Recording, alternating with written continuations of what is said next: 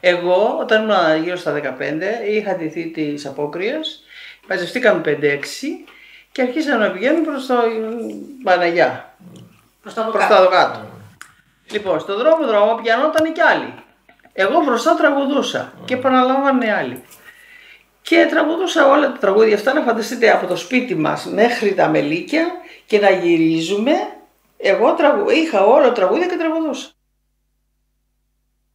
Σαν πασκορί ο γαλαζιάνι, σαν πασκορί μου για νερό. Σαν πασκορί μου για νερό, στη βρύση εγώ θα καρτερώ.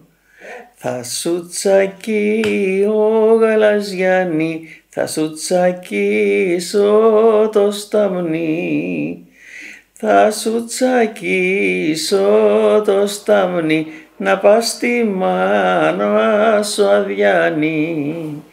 Κι ας ερωτεί ο γαλαζιάνι, κι ας ερωτήσει η μάνα σου. Κι ας ερωτήσει η μάνα σου, κόρη μου, που νηστάμνα σου. Μάνα μου πάω γαλαζιάνι, μάνα μου παραπατήσα. Μάνα μου παραπατήσα και το σταμνί μου ετσακίσα. Δεν είναι πάω γαλαζιάνι, δεν είναι παραπάτημα. Δεν είναι παραπάτημα, αλλά είναι νιου αγκαλιάσμα.